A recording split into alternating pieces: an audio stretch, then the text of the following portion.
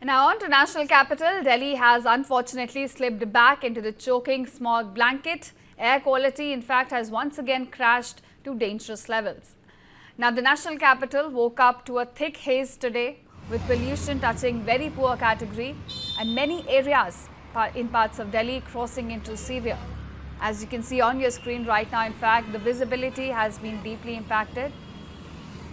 Now the 24-hour average AQI right now, viewers, stands at about 361. This is according to the Central Pollution Control Board.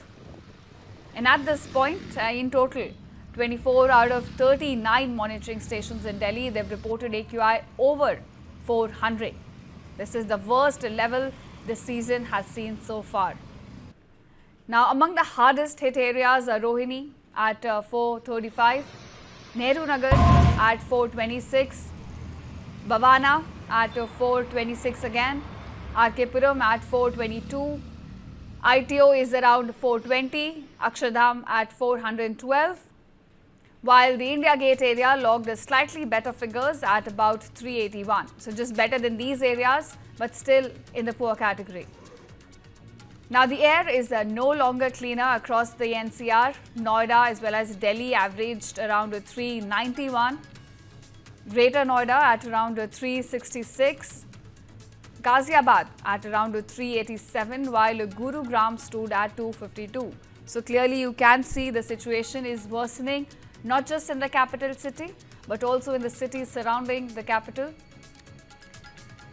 Now let's talk about the factors which are contributing to this worsening of air quality.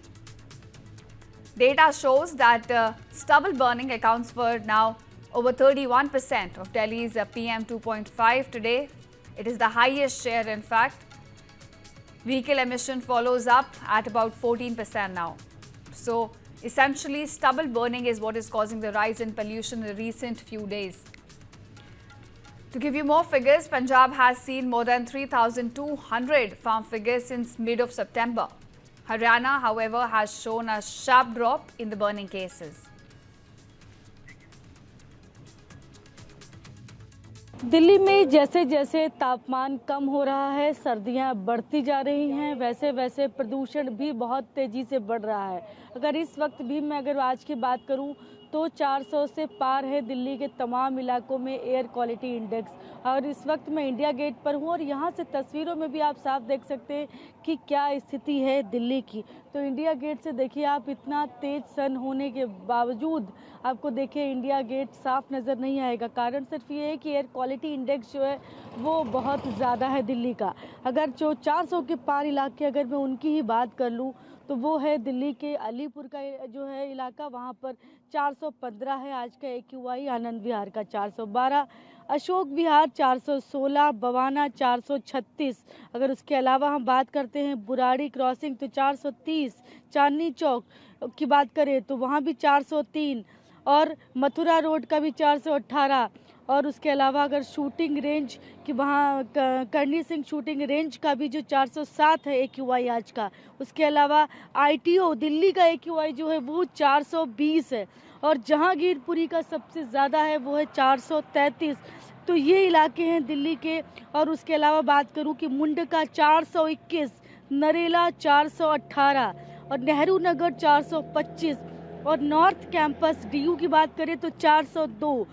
ये स्थिति है दिल्ली की। और Okhla phase 2 जो है उसका 405, पटपड़गंज 424 और पंजाबी बाग 414 और Pusa road 404।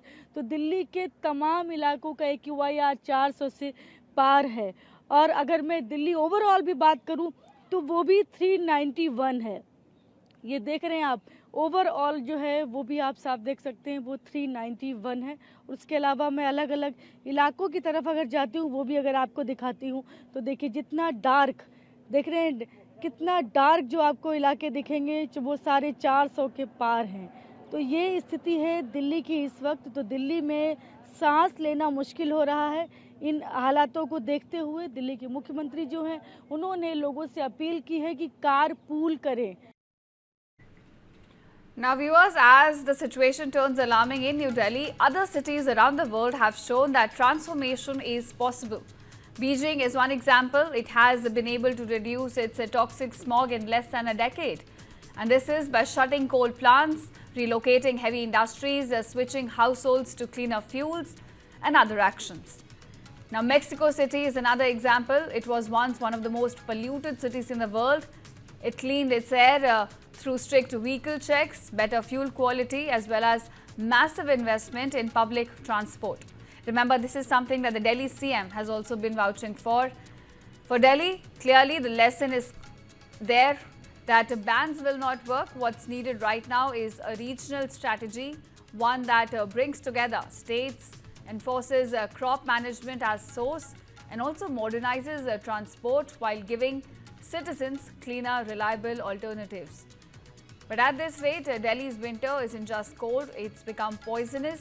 And unless policy matches the scale of the problem here, every breath will in fact remain a risk.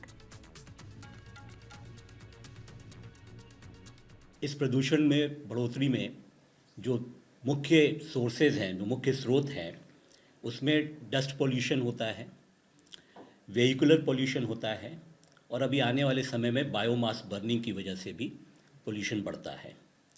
तो हमने विभिन्न विभागों को ये निर्देश दिया है कि जो म्यूनिसिपल सॉलिड वेस्ट है और जो कंस्ट्रक्शन डिमोलिशन का वेस्ट है, उसको लिफ्ट करने का, उसको कलेक्ट करके ले जाने का, ट्रीटमेंट करने को सुदृढ़ करते रहे।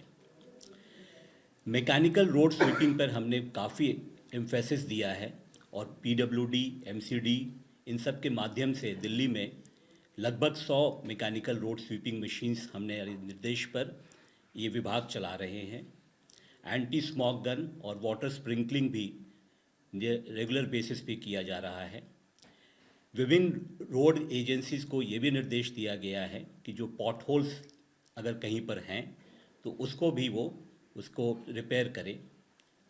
आने वाले समय में बायोमास बर्निंग की अगर कहीं पर घटना दिखती है तो उस पर भी रेवेन्यू विभाग जो है उसके माध्यम से हमने निर्देश दिया है कि वो इस पे कंट्रोल करेंगे